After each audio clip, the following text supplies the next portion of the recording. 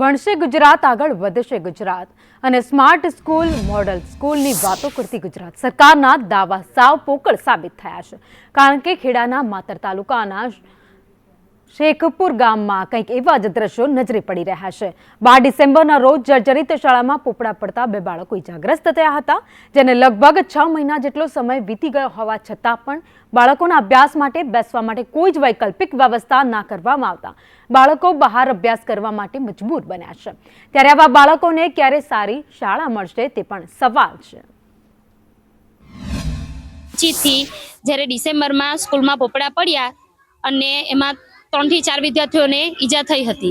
ત્યાર પછી ઉપરથી ઓર્ડર આવ્યા અને અમે સ્કૂલને તોડવાનું કામગીરી શરૂ કરી દીધી। સ્કૂલ તૂટી ગઈ અને પછીથી બાળકોને બેસવા માટેની કોઈ વ્યવસ્થા કરવામાં આવી નથી અને ગામમાં પણ કોઈ એવી જગ્યા નથી કે જેમાં અમે બાળકોને બેસાડી શકીએ અને તે પછી અમે બાળકોને મિલમાં બેસાડવાનું આયોજન અને મંદિરના ઓટલે બેસાડ્યા છે। સ્કૂલ શરૂ થઈ જાય વિધિન વીકમાં એવા પ્રયાસો છે અમારે અને બેસવા માટે જે હાલ ટેમ્પરરી વ્યવસ્થા કરવાની થાય છે એના માટે નીચે સૂચના આપી છે। આવતીકાલે મને રિપોર્ટ મળશે એ પ્રમાણે આપણે બેસવાની વ્યવસ્થા કરીશું।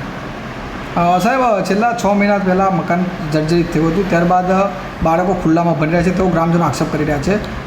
કેવા પ્રકારની કામગીરી આગળ કેટલા દિવસમાં વૈકલ્પિક વ્યવસ્થા માટે કેટલા દિવસ લાગશે? બસ આવતીકાલ રિપોર્ટ મળશે એટલે એમાં બેસવાની ક્યાં ક્યાં વ્યવસ્થા થઈ શકે એમ છે એ વિચારે આપણે બહુ ઝડપથી નિર્ણય લઈશું। સ્કૂલની સ્થિતિ અત્યારે એવી છે કે બાળકોને અમારે બસ સ્ટેન્ડની પાછળ ખુલ્લા ખેતરમાં બેસાડવા પડે છે અને અમે સરકાર પાસે એવી આશા રાખીએ છીએ કે તમે તાત્કાલિક ધોરણે કોઈ પણ વૈકલ્પિક રીતે શેડની વ્યવસ્થા કરી આપે। મધ્યાહન ભોજનનો શેડ અમે માગેલો છે, તેનું પણ કોઈ જવાબ આપતા નથી।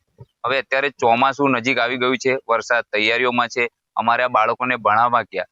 વાલીઓ કંટાળી ગયા છે, પોતપોતાના બાળકોના એલસી લઈ અને સ્કૂલ છોડીને બીજા ગામડે ભણવા માટે મજબૂર થયા છે।